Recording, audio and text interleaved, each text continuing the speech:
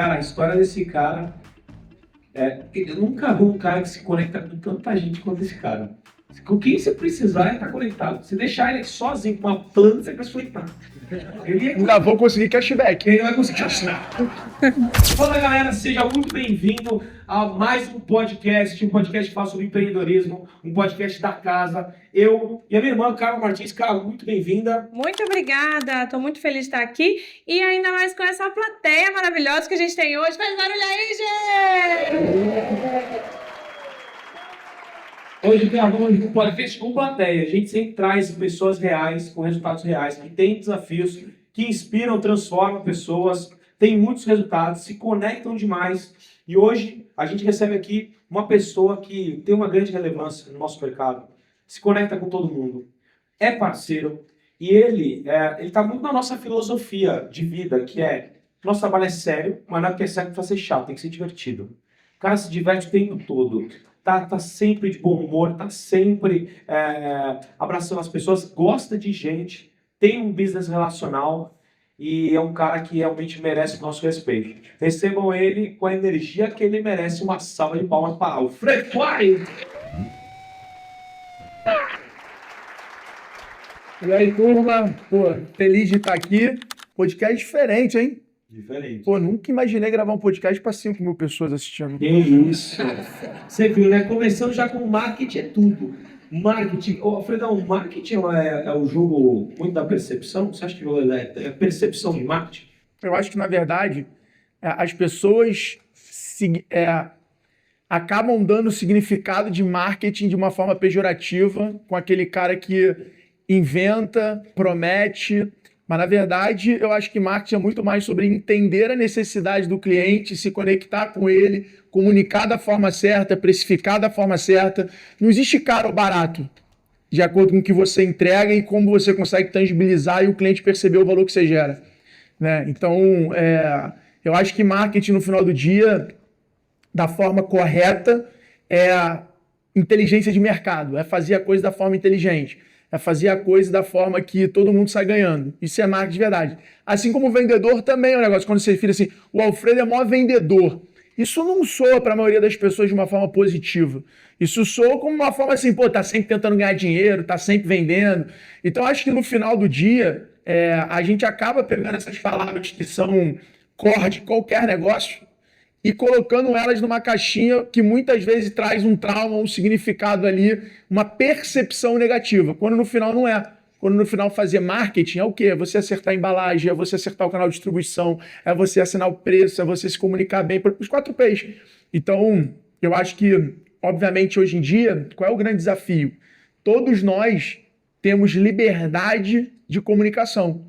Então as pessoas podem comunicar o que elas querem. Então hoje você pega na corrida por autoridade, hoje tem 2 corridas na internet, por audiência e por autoridade. Essas são as 2 principais corridas, né? Quando no final do dia existe uma terceira corrida invisível que deveria ser a mais importante de todas, que é a do engajamento. Mas você não tem uma corrida por engajamento. Você tem um cara responsável por engajamento no teu time de social? Não. Você tem um cara responsável por responder todos os comentários das suas fotos no time de social? Tem. Os comentários, todos os directs. Então tu come... É porque a gente, isso é canal pra gente. Mas quando você pega a maioria das pessoas que não tá jogando esse jogo, não tem. É comentário lá, dá um likezinho no máximo com uma ferramenta e foi. A gente tem ensinado sobre isso muito, né? Porque tem dado resultado. Exatamente. Porque, a gente já tá jogando um tipo de liga, de categoria dentro desse jogo diferente. Mas você vê claramente que as pessoas, por exemplo, hoje, elas estão mais preocupadas em ter seguidor, em ter audiência do que em ter autoridade. Elas estão bem mais nessa corrida. Então, quando você pega isso e você dá liberdade para quem comunicar, eu até estava falando isso no outro podcast, fala assim, cara, tem algumas formas de você criar autoridade. Tem a forma de você falando de você mesmo, tem a forma de você falando mal das pessoas. Você constrói audiência hoje na internet falando mal das pessoas. Você constrói audiência na internet hoje falando polêmica. Você constrói. Agora, isso te dá autoridade? Não. A principal ferramenta de construção de autoridade não é você fazendo marketing de você. A principal forma de você criar autoridade é você fazendo marketing que o seu cliente fala de você, que as pessoas falam de você. Não é sobre você falar de você. Então, eu acho que isso acaba no final do dia sendo uma das coisas mais importantes do tal marketing moderno, de fazer marketing hoje em dia. Que é, de fato, todo o teu cliente hoje tem força de expressão. Como você está estimulando, como você está motivando, como você está usando o teu cliente para falar de você. O como você faz o teu mercado falar de você. O como você faz o teu fornecedor falar de você. No final do dia, isso é o melhor marketing que tem.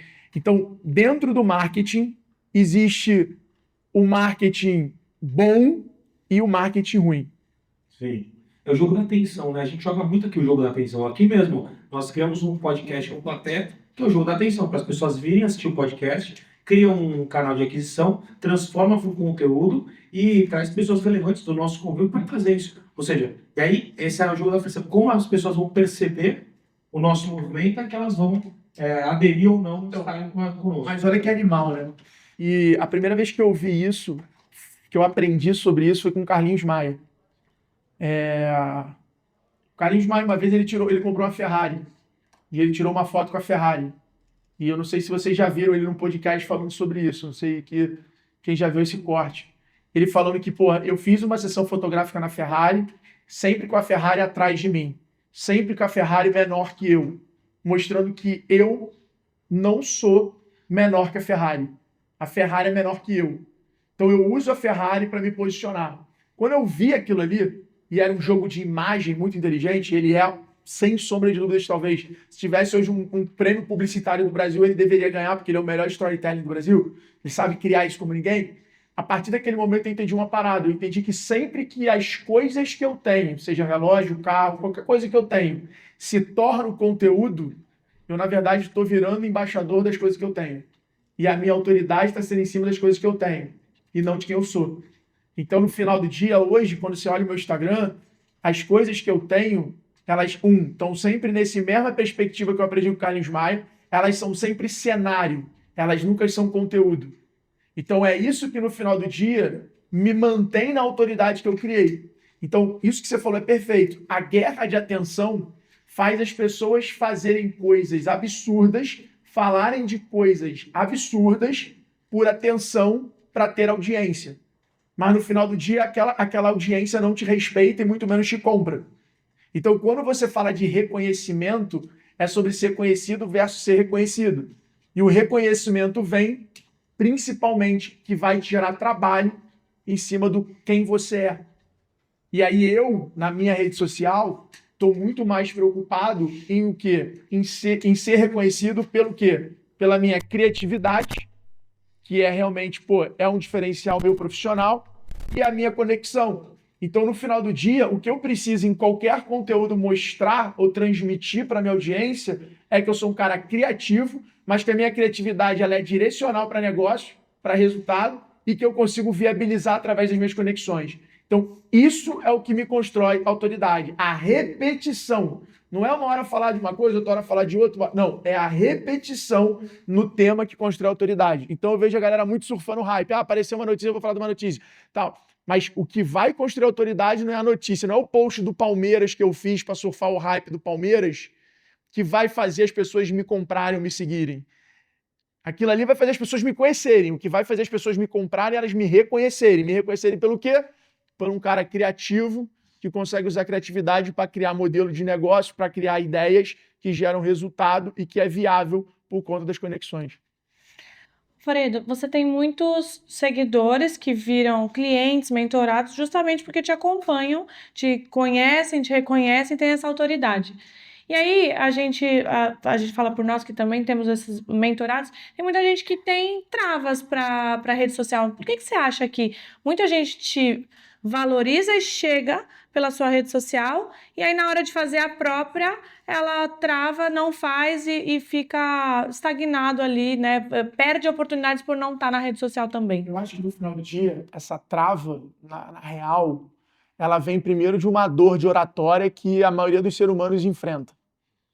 E essa dor da oratória, ela na verdade vem do julgamento, que a maioria das pessoas já teve problema de julgamento, de bullying, de zoação, de não sei o que lá. Então as pessoas elas acabam não aguentando a exposição. Então elas ficam com medo, porque elas na hora de puxar a câmera ali ou na hora de alguém te filmar, ela olha e ela fala, porra, eu tô meio torto, porra, eu tô meio gordo, porra, eu tô meio feio, porra, eu tô meio assim. Eu, quando me olho, porra, eu acho algumas coisas assim, eu não consigo, algumas coisas me incomodam. Tanto que vocês podem ver, todo o conteúdo que eu tô gravando selfie, eu normalmente mexo no cabelo, eu tô sempre me mexendo, assim. Menos a panturrilha, porque a panturrilha tá em cima. A panturrilha tá sempre em dia. O peso agora com o Monjaro também. Mas então, assim, no final do dia, eu tava até conversando com o Nicolas, cadê ele? Nicolas? Deve ter ido lá fora, mas o Nicolas é meu braço direito, né? Ele tá sempre comigo. Ele tava conversando comigo, a gente tava falando isso. E eu tava falando pra ele, falando, cara, eu nunca assisto meus conteúdos. Eu não assisto meus conteúdos. Eu não entro nos conteúdos. Eu dou uma entrevista, eu gravo um podcast, esse podcast aqui eu nunca mais vou assistir. Obrigado por escutar o nosso vídeo, tá? Assistir esse podcast. Gente, o Alfredo, uma nota vai dizer real, Porque eu com certeza vou falar merda. Como eu falei, eu com certeza, porra, vou falar, porra, eu tava gordo. Porra, eu tava mal, porra, a camisa, porra, porra, os pés.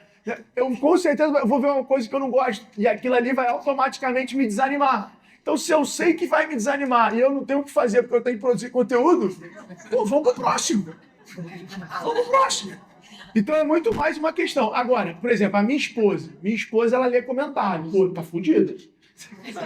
Pessoa que lê o comentário tem que estar com a terapia em dia. O dela mesmo ou os comentários? Não, qualquer ela lê o meu dela. Já É que tem as collabs, né? Aí tem que dobrar a terapia. Porque, cara, ler comentário... Não tem jeito, galera.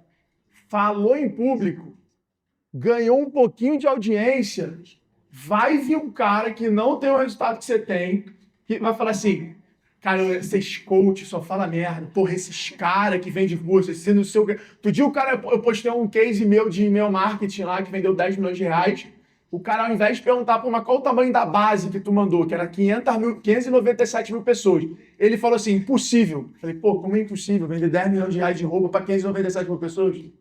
Na real, se tu for fazer conta, eu vendi pouco até. Essa é real, nem converteu tanto assim. Impossível ter vendido tão pouco, né? Impossível ter vendido. Mandei 597 mil WhatsApp. Vendi 10 milhões, vendi pouco. Isso é real. Mas o número, a internet fala, uau, né? Essa é a verdade. Mas o nego não faz conta, né? Quer pegar e quer julgar. Porra, é muito difícil. Como é que ele mandou 500 de... Isso aqui dá merda, hein? A aliança foi no chão. Falei da esposa, né? Tem que gravar pra fazer isso comigo. Tem que gravar daqui a pouco, no meio do podcast. Então, assim, quando você vai produzir conteúdo, a primeira coisa mais importante, disciplina.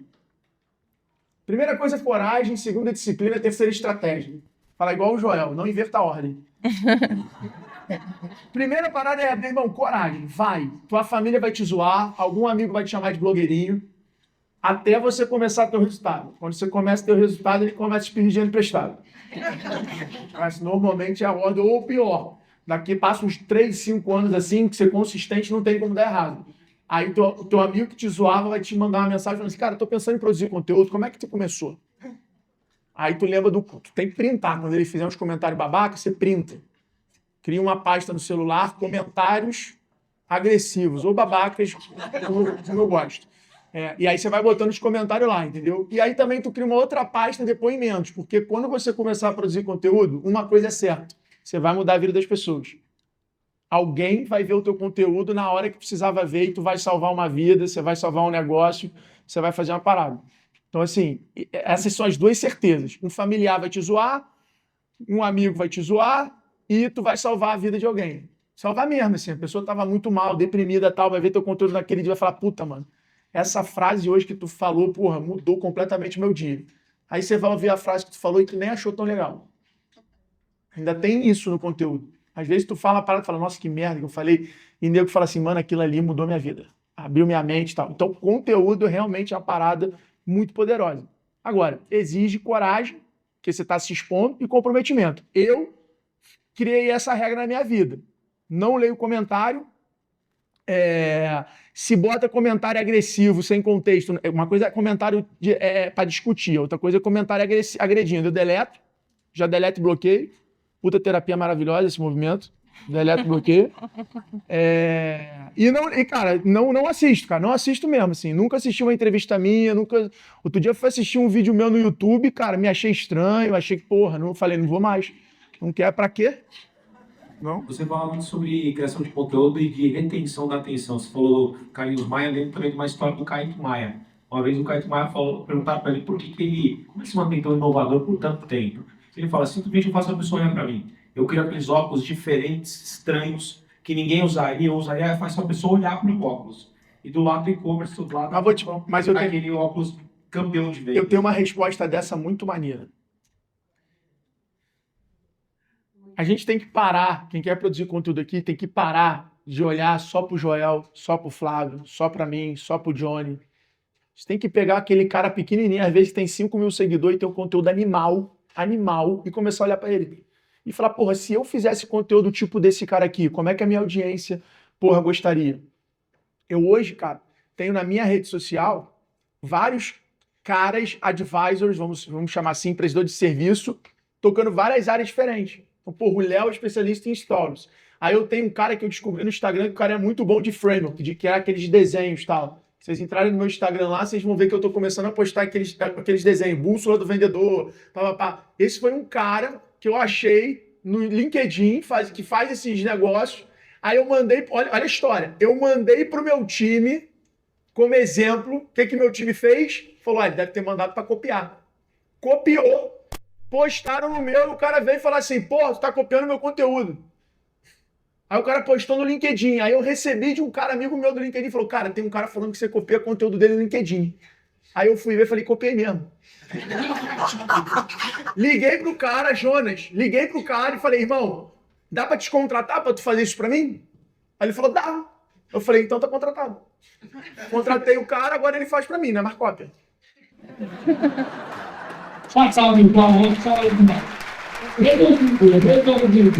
E o cara, mano, eu falei pra ele, quando eu vi, eu falei, pô, cara, eu preciso disso aqui no G4. Tentei falar, pô, vamos vir pra São Paulo. O cara, pô, irmão, tô no interior de Minas, quero ficar aqui, pô, te atendo daqui. E aí, pô, tô criando um modelo com ele pra ele ajudar a gente a criar esse tipo de conteúdo. Aí tem uma outra pessoa que, pô, conseguiu ser muito boa de frase. Então, eu vou caçando essas pessoas, e são pessoas, às vezes, que têm 20 mil seguidores, 10 mil seguidores, e que, cara, não são famosas. Então, o que o Caíto fala, e na minha opinião, e eu me considero um cara super criativo, eu chamo de criativo direcional, não é a criatividade, porra, criatividade para negócio mesmo, para acontecer. O que eu faço? Cara, referência. Então, assim, você é um cara que eu olho teu conteúdo. Falo, pô, o Johnny tá fazendo isso aqui, o Johnny tá acertando, pô, isso aqui que o Johnny tá fazendo é legal, pô, esses gritos que ele dá aqui é interessante, essa parada aqui, pô, não combina muito comigo. Mas, pô, isso aqui foi. Então, você tem que aprender. Ah, não, só vou aprender com quem chegou onde eu quero chegar. Não, eu vou aprender com quem é muito bom em alguma coisa. Então, o cara é muito bom naquilo, pô, deixa eu pegar. Então, cara, quando eu olho lá o meu board de criação de conteúdo, cara, tem personal que o cara faz um conteúdo muito maneiro, tem um cara de frase que faz um conteúdo muito maneiro, tem um cara de case que faz conteúdo muito maneiro. Eu vou pegando e vou falando, cara, eu quero copiar o estilo de case do Rony. Aí, em cima do que o cara faz, que eu já sei que é legal, aí eu começo a botar o quê? A minha identidade. Aí eu vou pegando algo que é legal e vou botando a minha identidade. Eu chamo de Chinese Creative. Ele pega um bagulho que funciona, faz igual, melhor, e vende mais barato. É isso, meu novo playbook aí, ó. Eu tô em inglês pra caralho, né? É Fluency Pass, tô fazendo agora. Tô me pagando pra falar isso também.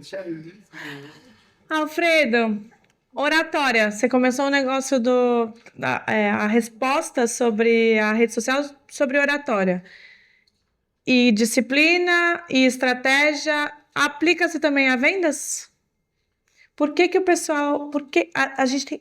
Por que que o pessoal não consegue vender? Principalmente no nosso mercado, Fred. Nosso mercado é dos contadores ou profissionais. Prestador de serviço. Não consegue vender, tem muita dificuldade, não forma um tipo de vendas.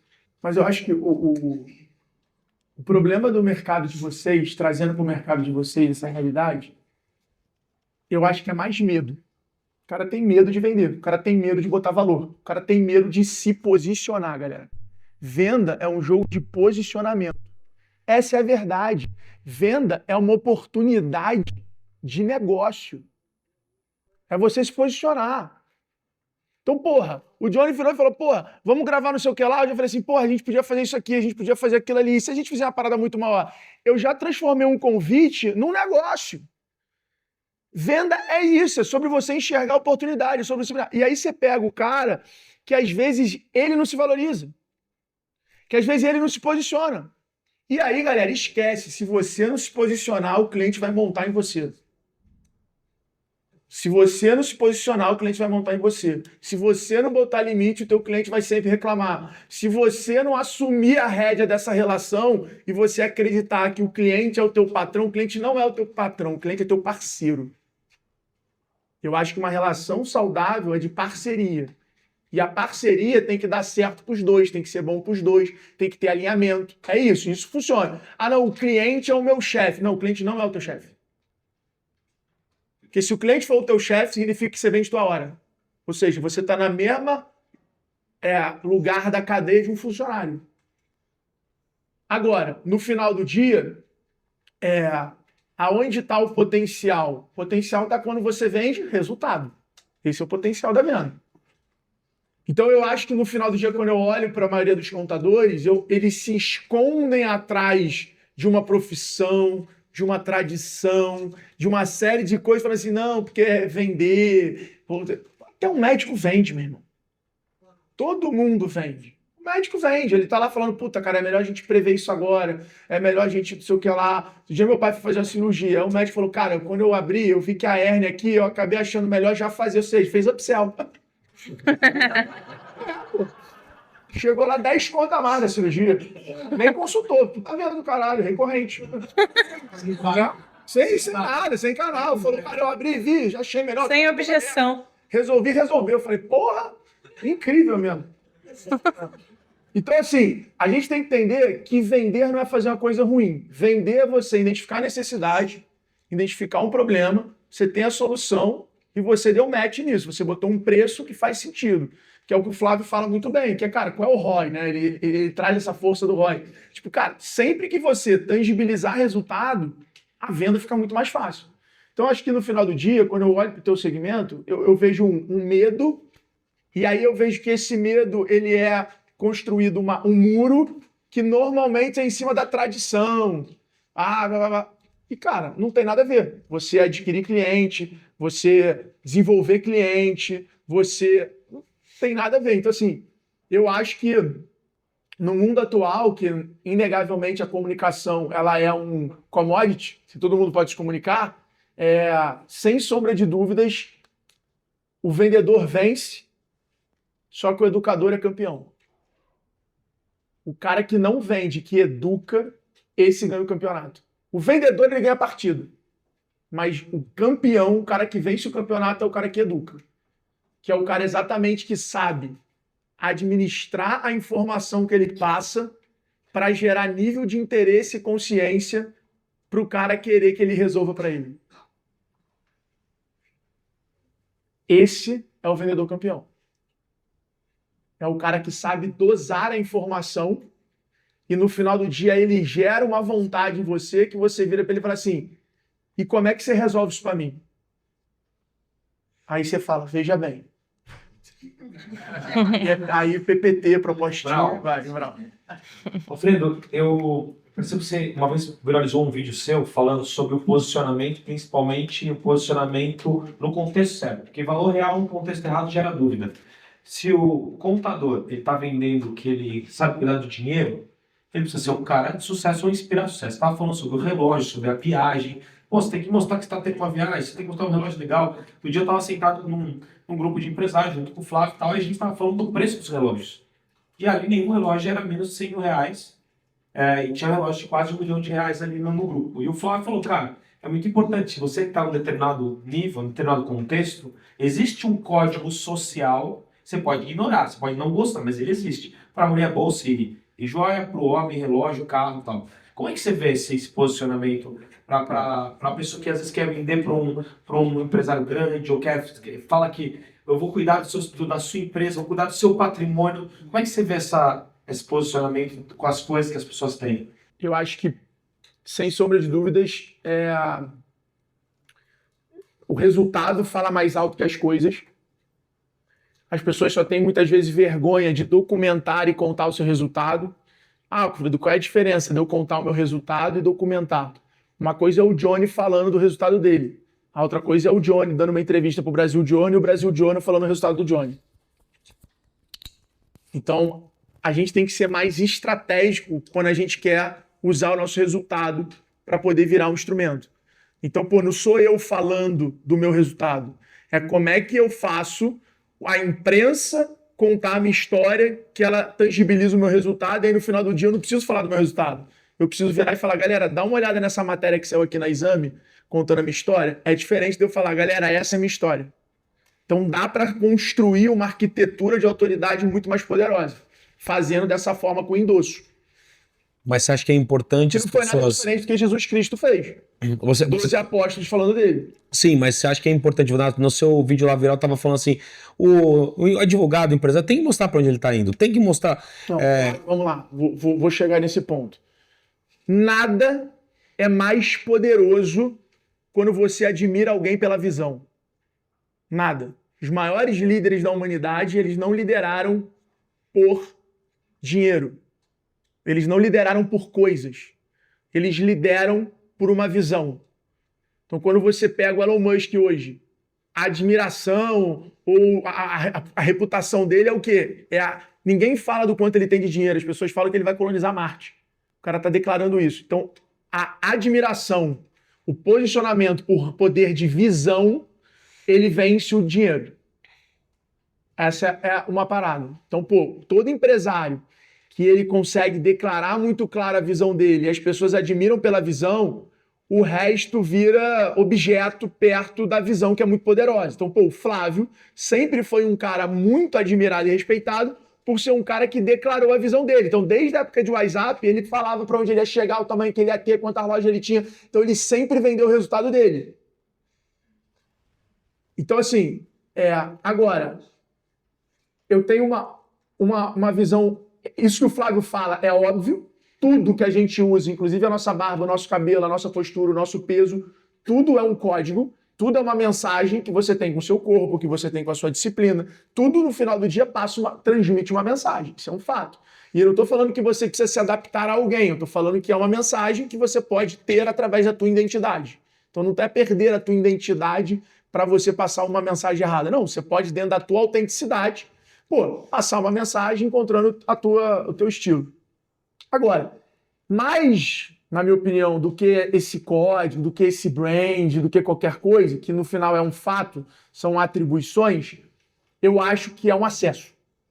Então, as coisas que você tem, elas te dão acesso a grupos, acesso a ambientes, elas, que no final do dia, sim, se você estiver na fase certa da vida e se você tiver resultado para estar naquele lugar, sem sombra de dúvidas, você consegue extrair valor daquilo. Agora, quando você está com uma coisa... Olha o que louco que eu vou falar agora, é uma verdade. Quando você tem algo fora do teu contexto, você vai ser o fanfarrão. Então, se você tiver um relógio que você pode pagar, mas que o teu resultado, que o que você faz não está alinhado a isso, você, na roda do relógio, se torna um fanfarrão. Você não vai conseguir ter resultado. Então, todo o código que você vai tentar passar, no final do dia, vai passar uma mensagem errada. É tipo um moleque novinho com um relógio. Vira o quê? O relógio do pai. Então, no final do dia, qual é a palavra para jogar esse jogo que o Flávio fala? Coerência. É coerente? Se é coerente, funciona. Você pode usar e você vai conseguir usar. Se não é coerente, o efeito contrário é imediato. Você sai de aspiração, de inspiração, de um desejo para um fanfarrão. Vira um marketing negativo. Então, essa coerência ela transforma a tal da ferramenta em uma forma muito fácil. E o Flávio, naquele vídeo, ele fala isso, né? Pô, de acordo com... O Marçal também já exemplificou isso muito bem. Ah, o relógio do empreendedor, ele, né? Ele tenta usar ali, no final do dia, óbvio que isso é uma forma de se expressar. Mas é muito importante esse tipo de coerência, entendeu? Mudando um pouco de assunto, nessa trajetória do G4, qual foi a sua grande função na fundação e qual é a sua grande função hoje? Cara, na fundação eu sempre tive a ideia, a provocação de fazer um negócio de educação ali foi minha, que eu já fazia na X-Tech para vender loja virtual. Então eu ficava na casa do Thales quando eu vinha para São Paulo, a gente já trocava muito. E aí eu botava essa pilha, pô, a gente tem que fazer alguma mentoria, a gente tem que fazer alguma parada de educação, tô vendo os caras começar a ganhar dinheiro com isso, pô, isso aqui é legal, é legal, é legal. A gente já começava naquela época a despontar em palestras de empreendedorismo no Brasil, e toda palestra acabava, os caras chegavam e falavam, pô, você tem algum curso online, você tem alguma parada, eu queria aprender mais com você. Então eu comecei a provocar o Thales, pô, a gente tem que fazer uma coisa, tem que fazer uma coisa. Ele falou, cara, curso online a galera não consome. E aí dali nasce a primeira provocação, né? Ele sofre um acidente, aí ele fala, cara, vamos fazer agora, temos que fazer e tal. Então nasce dali. E aí quando a gente nasce, o meu papel, obviamente, é muito mais, cara, marketing, vendas, é muito mais tocar essa parte ali. Que ano foi? 2019. Então a gente meio que o Thales tinha mais audiência, tinha mais autoridade, eu estava vindo e o Nardon a gente estava construindo ele. Aí eu lanço meu livro, a gente traz Barack Obama para o Brasil, né, pela Vetex, então ali começa a crescer e a gente começa a fazer isso. Eu fui da turma 5. Sim. Foi em 2019. 2020 Foi em 2019, já tinha o clube. 2020 teve o clube. Foi em novembro de 19, se eu não me engano, o clube. Não, foi em novembro de 20. Novembro de 20. Então no início ali, meio que a gente estava cada um numa operação, né? Eu estava na Vetex, o Thales estava na Singu, o Nardon estava saindo de Canui, e a gente toca meio que com o Tony ali executando as coisas, a gente toca o produto. E aí a gente vai dando, pô, vai criando, vai participando, mas assim, era um side business total. Quando a gente bate 50 milhões de faturamento, aí a gente sai... Foi quando? 2021. Então o primeiro ano era praticamente, cara, o Tony organizava os eventos, a gente ia lá dar aula, a gente ajudava ele. 2019, 2020, a gente monta o clube, então a gente ainda estava muito num play de monetização, de ganhar, de fazer dinheiro com aquilo. E em 2021, a gente cria um BP para 50 milhões e começa a falar, cara, vamos começar a ter um escritório e trabalhar dele? E aí é quando a gente começa o movimento de começar a ir para o escritório. E aí a gente começa a dividir essas caixinhas. Então a gente ficava num papel meio que de advisor e tal, e a gente tinha reuniões de conselho toda terça-feira. Aí, de 50 para 130, aí a gente já começa a dropar para dentro do negócio. Aí eu já começo a tocar um pouco mais marketing, o Thales já começa a tocar mais cultura e pessoas, aí a gente já traz o John, aí a gente no final do dia já atua nas áreas que a empresa mais precisa da gente. Então a gente vai colocando gente boa e vai atuando nas áreas que a empresa mais precisa da gente. Então a gente consegue acertar em algumas áreas, outras áreas não. Aí a gente se muda pro Terra. Aí quando se muda pro Terra, aí não. Aí o Thales já senta numa cadeira mais de CEO, eu e Nardon já ficamos mais solto numa cadeira de caixinhas, né? Então, pô, eu fui com a caixinha comunidade, com a caixinha patrocínio, a caixinha negociação com fornecedor. Então a gente já começa a separar. Hoje, o meu papel, além de ser esse advisor do time ali, ajudando as áreas a solucionar os problemas com as minhas ideias e conexões, então, pô, audiovisual, eu reformei agora a área inteira. Então, o Thales vai meio que pegando algumas missões importantes, falando, cara, preciso que você foque mais nisso aqui agora, tal. Mas a minha área mesmo, assim, é a área de novos negócios.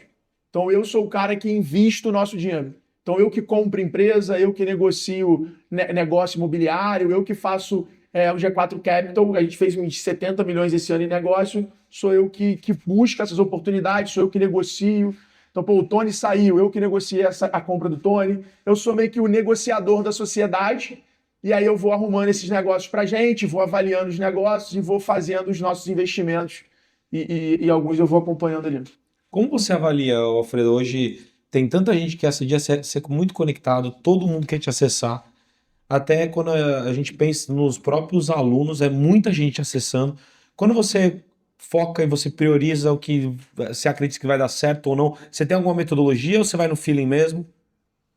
Cara, eu sou um... Esse vai dar corte. Eu sou um organizado caótico. Eu sou muito organizado. Eu tenho uma memória muito boa. e eu, pô, sou muito prático. Eu criei um time de gestão junto comigo que filtra muitas coisas que chegam em mim. Então não é só sobre eu estar resolvendo. Eu sou muito um hub. Então bate muita coisa em mim que eu já passo. Então, pô, subindo no palco aqui, caminhando dali para cá, eu tava mexendo no telefone. Era um cara querendo comprar 5 ingressos da Fórmula 1, eu já conectei ele com outro cara que tá vendendo. Então, eu não sou apegado, entendeu? Eu não preciso do protagonismo. Isso é uma coisa que eu aprendi quando eu vendi a empresa para a Vetex. Eu lembro até hoje, a gente fez uma venda para um cliente grande, que abri, o cara me procurou, eu abri, o vendedor vendeu, e no all hands da empresa ele apresentou como se ele tivesse vendido e não falou meu nome. Aquilo ali me machucou. E quando eu conversei com o Mariano exatamente me questionou isso. Falou, você está jogando um jogo que você não precisa mais de aprovação dos outros. E a partir dali eu entendi que meu jogo não era mais me vender para dentro da empresa. Meu jogo era me vender para fora da empresa. Então eu sempre fui um cara desapegado. Então, cara, tem muitas ideias que hoje são executadas que no final nasceram de mim. Que eu virei, seja pro Joel, e falei, cara, por que tu não faz isso aqui? Por que você não... E eu nunca tive esse apego, eu nunca fui aquele cara sabe, de ficar, não, mas essa ideia é minha. Eu sempre fui o cara de cobrar. Sempre falei, tu usou a parada que eu falei, pô, cadê meu presentinho? Cadê meu cajicado? Where's the Pix? Where's the Pix? Né? Então, e isso também eu aprendi nos últimos 3 anos, a me posicionar. A falar assim, mano, eu não quero a moral da ideia, eu quero Pix. Então eu sou muito prático, pô. Pô, te ajudei, funcionou. Às vezes eu nem cobro antes de funcionar, eu só cobro se funcionar. Pô, pra caralho, pô. Gente boa.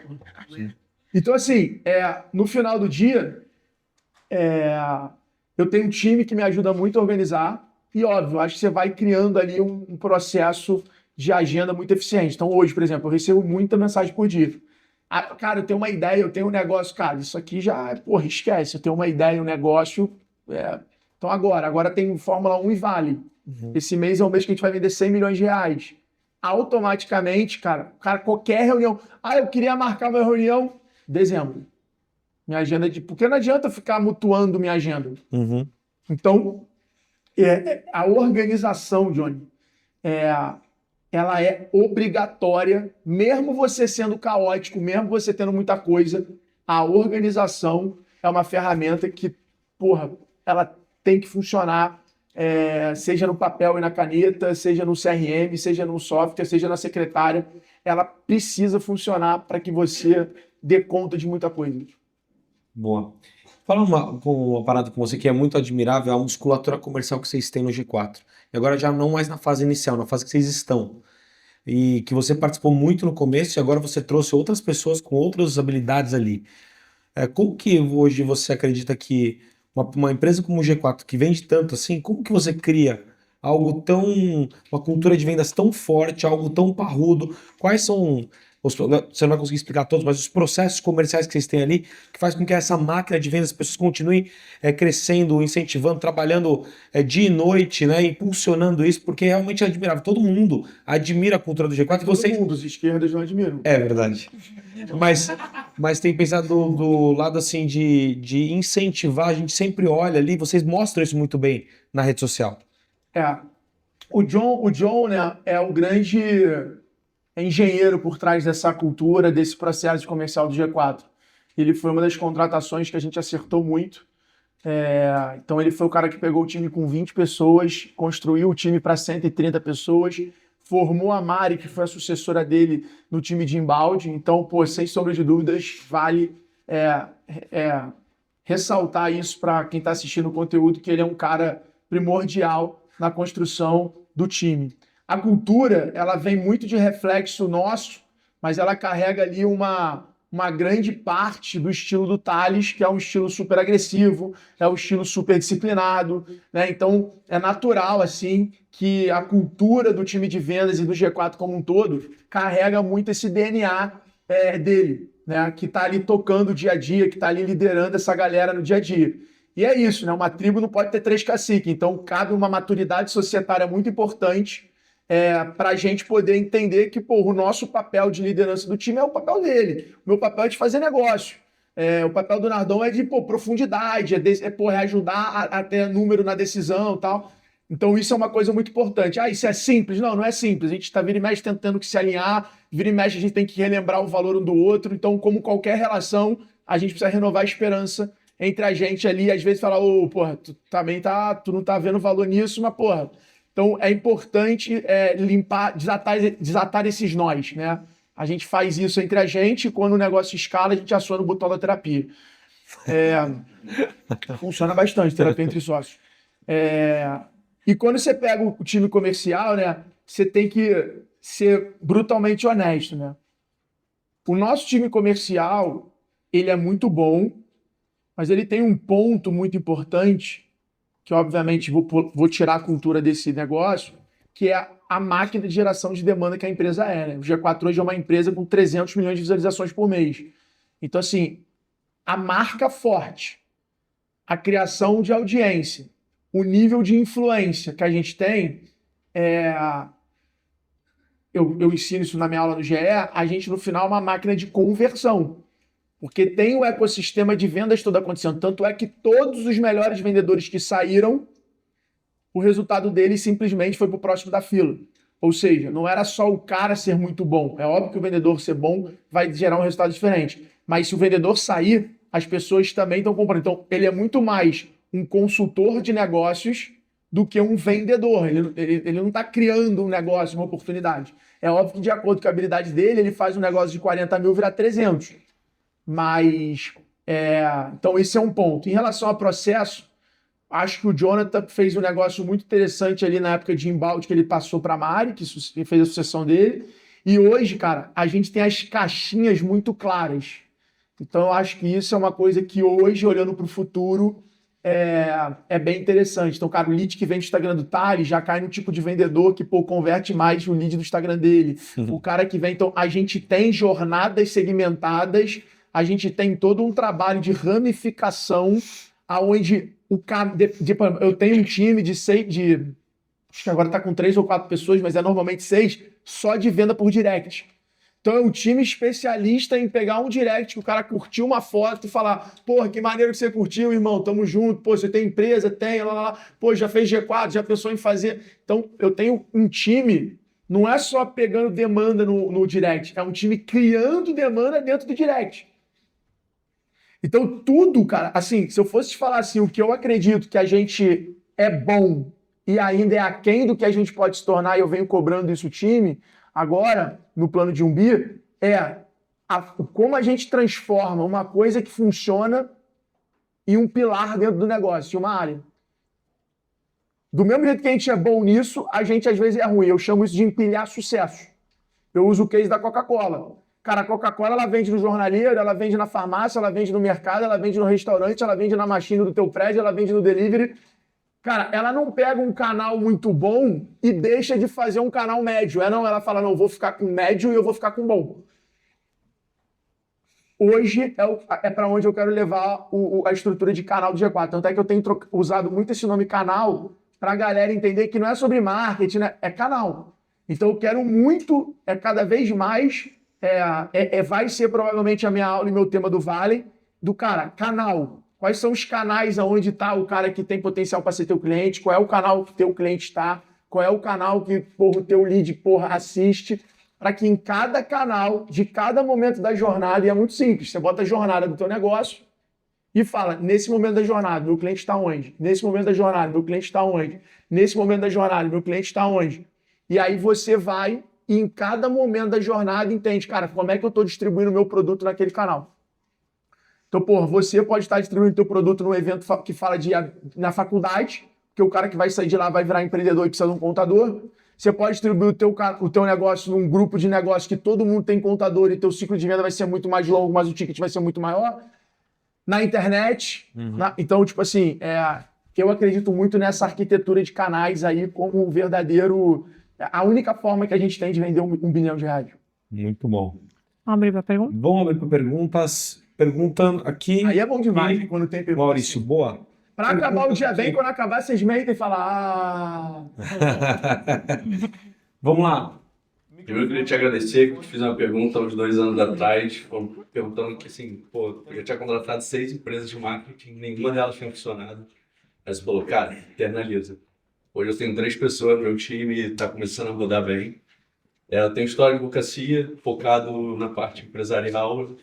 No Brasil hoje tem 14 mil processos trabalhistas todos os dias, e o pequeno e médio empresário ainda não consegue ver valor e consciência para comprar esse produto jurídico.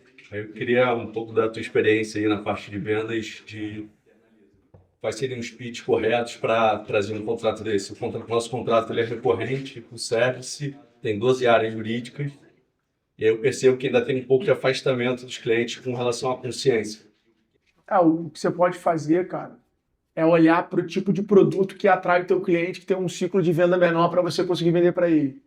Então, eu não tentaria vender todos os teus produtos. Eu tentaria olhar, cara, qual é o produto melhor para eu trazer cliente. E o produto melhor para você trazer cliente não é o produto que traz mais clientes só. É o produto que a conta fecha. Então, tem produto que você pode ter que tomar prejuízo para trazer o cliente, mas em compensação, pô, te traz um cliente de uma qualidade que você constrói uma LTV muito grande. Então, você vai ter que entender dos 14 serviços que você vende, pô, qual é a jornada de compra de cada um deles? Qual é o nível de dificuldade? Qual é o perfil de cliente? Para você, dos 14, falar, cara, esses aqui são os produtos que eu vou hunt e esses aqui são os produtos que eu vou expandir, farm, dentro da base que eu vou construir através desses produtos. Porque senão você vai tentar vender o escritório, vai cair numa parada genérica, o cara já tem um advogado, e aí você vai vender advocacia e não vai vender solução, que é um pulo do gato. Tá? Agora, o pitch desse produto que você falou, do negócio trabalhista, cara, é normalmente você conseguir matematicalizar para o teu cliente. É você tangibilizar para ele, é você fazer uma proposta, você criar um modelo de negócio, criar uma precificação, criar uma oferta que seja recusável. Então, quando tu chega pro cara e fala assim, pô, 10 mil num tênis é caro?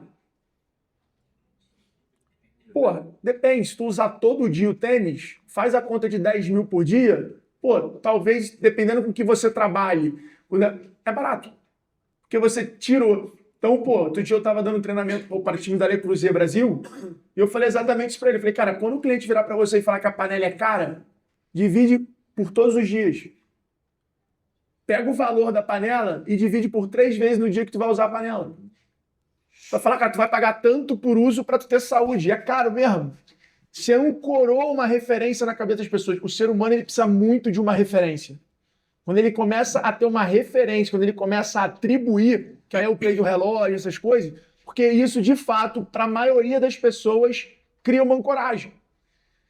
Você vê um cara num determinado carro, puta, esse cara tem sucesso, porra, esse cara é bom. Às vezes o carro e o relógio, eles têm um gatilho completamente diferente. Sabe qual é o gatilho? Porra, esse cara tem a coragem que eu não tenho. E quando você vê alguém que tem uma coragem que você não tem, coragem não se compra. Automaticamente tu admira. Fala, porra, esse cara é brabo.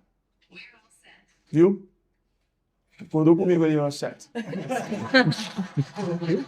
Falou, o ChatGPT falou, ele tá certo. Então essa parada é muito importante, porque você tem que pegar exatamente isso. Obrigado aí. Boa, salva de palmas. Juliana aqui, depois de Maurício ali.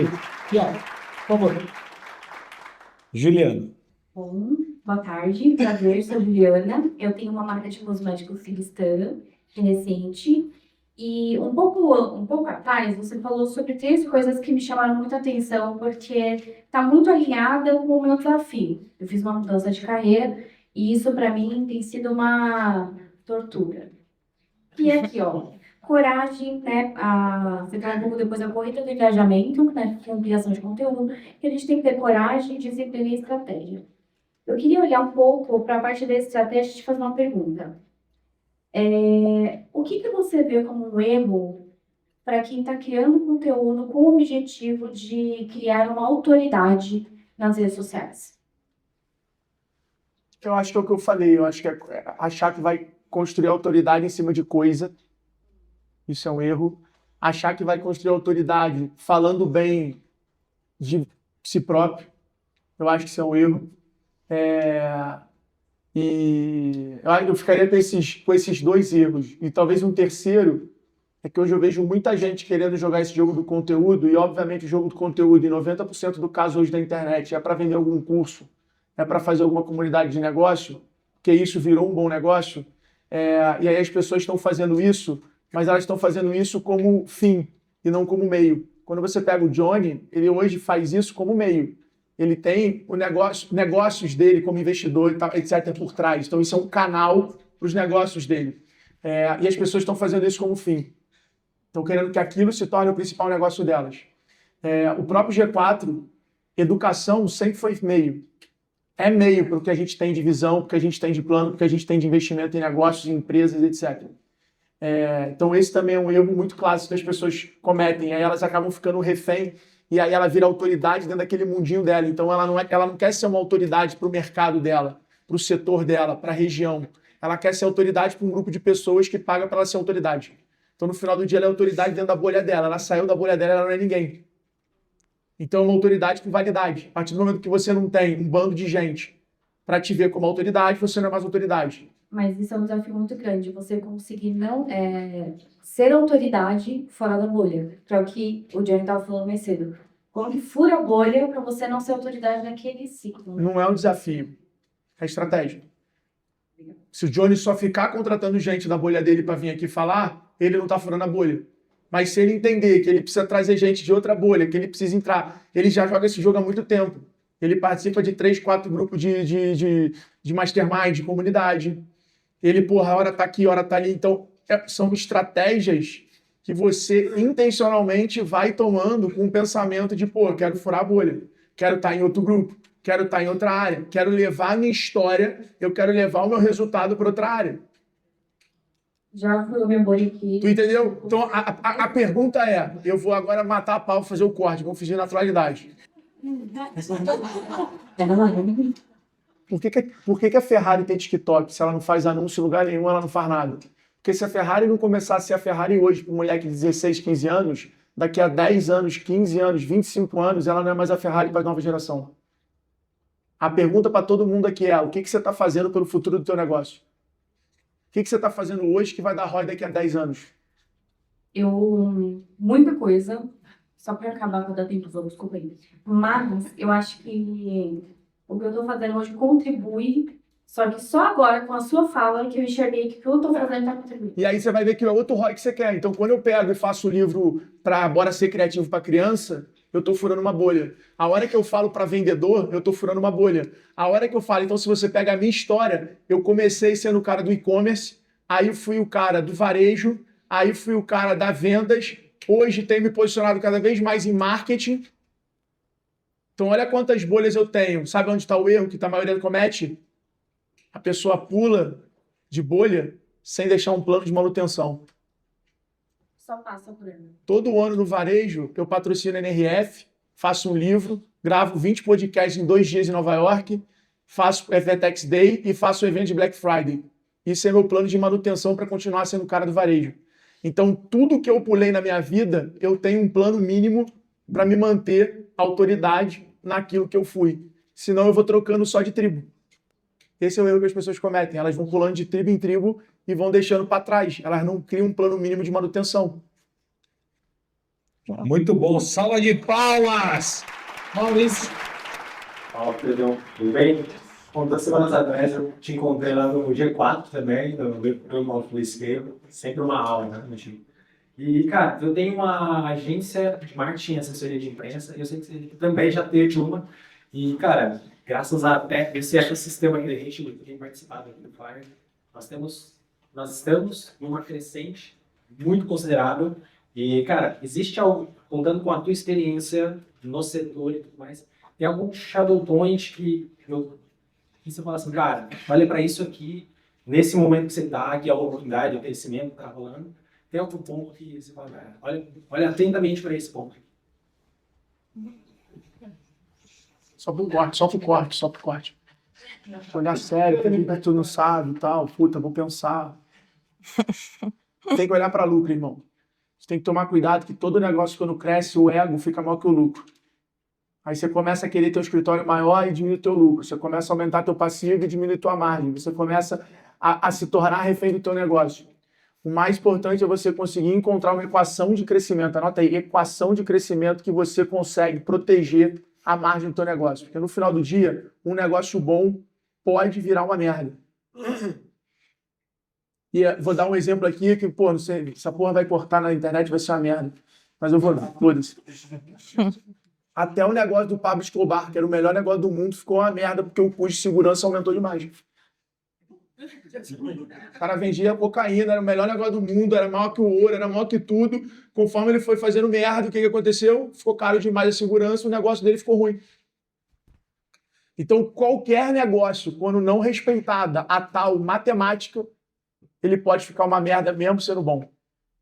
Então, pô, você é uma empresa de serviço. Porra, você tem que definir uma margem, você tem que defender a tua margem, você tem que colocar o teu crescimento dentro daquela tua margem. E o dia que você sacrificar a tua margem, você tem que entender que aquilo que você está fazendo é um investimento. O investimento, você consegue pegar no banco e botar 15% ao ano para sempre? Todo investimento tem que ter o quê? Início, meio e fim. Então você tem que entender, eu estou botando isso, mas isso tem que voltar.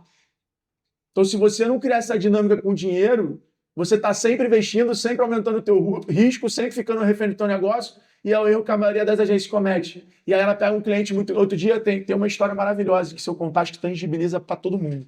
Outro dia tem uma empresa que eu sou sócio, que eu entrei faturando 18 milhões de reais, a empresa vai fazer 100 milhões em 1 ano e meio. Então ganha dinheiro. E o moleque me ligou, amarradão, porra, fiz aquela reunião com o cara que você me indicou, meu irmão, é o seguinte, o cara tem 100 milhões para botar na empresa no que vem em contrato. Ou seja, a empresa pode ir para 200 milhões de reais em 2 anos. Vai ser animal nesse case, tem que contar essa porra. Primeira coisa que eu falei com ele, eu falei, se a gente fizer isso, a gente só tem que ter um acordo. A gente precisa pegar metade do lucro dessa operação para investir em novos canais, em novas paradas. Por quê? Porque senão a gente vai pegar esse dinheiro, vai botar no bolso e a gente no final do dia criou uma empresa de 200 milhões que depende 50% de um único cliente. O nome disso é estratégia, é decisão. Então o problema de uma agência é exatamente esse. Você pega um cliente grande, aí você cresce, aí você troca de carro, aí você sobe o teu custo de vida, aí você se muda e a tua empresa se tornou um refém daquele cliente, daquele contrato, e aquele cara vai ter um mês que vai pipocar, aquele cara pode te cancelar. E aí, quando você vê, você vai falar assim, puta, agora fudeu, aí comeu tua margem, aí você entrou no entrelaçado ali, você perde o tesão do negócio, você perde a motivação, você perde a confiança, aí, meu irmão, é uma espiral do terror no mundo do serviço. Então é muito importante você saber diferenciar a hora de ganhar dinheiro, a hora de construir, a hora de distribuir, a hora de fazer um movimento estratégico para você estar no lugar que você quer estar, nas condições que você deseja. Isso eu aprendi na Vetex. Então, as condições satisfatórias, elas são tão importantes quanto aonde você quer chegar. Eu quero chegar a 1 bilhão de patrimônio. A quais condições? Com uma única empresa, com várias empresas, com casamento, sem casamento, com filho, com neto, com o quê? Com saúde, com o quê? Então, definir as condições satisfatórias de como você quer chegar no sucesso é tão importante quanto você decidir o que é sucesso para você. E óbvio que foi o que aconteceu comigo e é o que eu falo para todo dono de agência. Se você é muito bom, a hora que você botar a tua potência num negócio teu, o negócio vai ser muito grande. Então, se você é um cara foda como publicitário, como marqueteiro, como Google Ads, a hora que tu pegar a tua potência e botar no negócio teu, num software, numa marca, numa parada, você provavelmente vai construir um negócio 100 vezes maior do que a tua agência. Então você tem que ficar com o radar aranha ligado para uma oportunidade, para um produto, para um cliente, para uma parada, que você, na hora que você vê aquilo ali, você talvez fale assim, porra, agora tá na hora de eu botar minha potência num negócio que tem 100 vezes potencial maior do que o meu. Porque, querendo ou não, ter a agência te requer ser um canivete suíço. Você tem que dominar muita coisa, mas quando você coloca em um negócio teu... Então isso aconteceu comigo. A hora que eu vi a parada do e-commerce, a hora que eu vi a X-Tag, eu falei, mano, se eu pegar a minha capacidade comercial, a minha capacidade de funil de vendas, a minha capacidade de marketing digital, de evento, de palestra, e colocar só nisso, pô, eu tenho a chance de construir um negócio relevante. Pô, então tá na hora de eu pegar, deixar minha agência com um sócio, saber que ela vai sangrar, porque um cara que é bom, sempre vai ter alguém querendo pagar ele. E sempre vai ser a fruta abaixo. Salva de palmas, salva de palmas. A última pergunta, Eriksen, levanta, Eriksen. Eriksen, a última pergunta. Vamos caminhando pro final desse podcast. Aliás, estão gostando, gente? Sim! Boa! Bom, Alfredo, é um prazer falar contigo. Seguinte, já atuo na área de análise de crédito há 15 anos. Estou entrando agora no ecossistema de educação. Aí me vi aí como Alfredo lá em 2020, tentando conversar com esse determinado cliente que vocês iriam auxiliar, que seria o empreendedor. Hoje eu auxilio empreendedores a tomar melhores decisões de crédito, só que iniciando agora no processo de educação, que é levar também a cultura de como vender mais e melhor, né? Porque a inadimplência ela começa na venda, eu me vi num quesito que é o seguinte: com quem eu falo? Com um pequeno, um médio ou grande empresário? Talvez foi a dúvida que você teve lá no início do G4 sobre com quem falar, qual é o público. Eu não posso falar com todo mundo, eu tenho que escolher agora. Então, no offline eu já atuo há 15 anos e agora iniciando um projeto chamado AISI, que é inadimplência decrescente, inadimplência zero, perdão. Cara, você vende a coisa mais fácil de vender do mundo, que é dinheiro.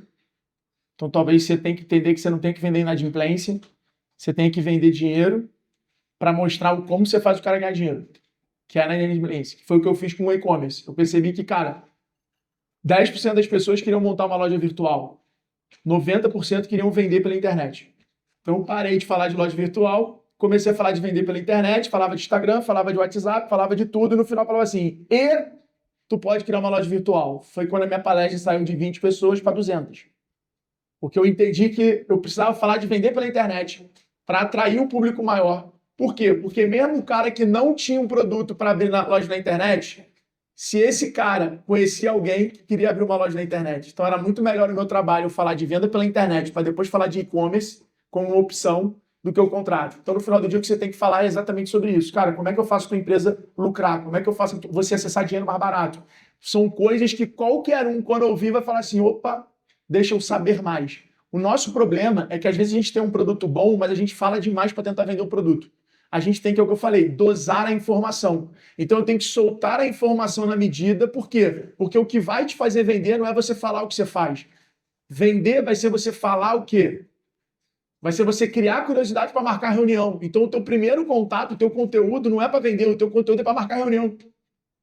Seria a captação, aquisição. Então você tem que entender que o teu conteúdo não é para te vender. O teu conteúdo é, cara, como é que eu faço um conteúdo para o cara me seguir? Como é que eu faço um conteúdo para o cara ver o que eu faço? Como é que eu faço um conteúdo para esse cara ter interesse em sentar comigo e fazer uma reunião? Ou vir a um evento meu?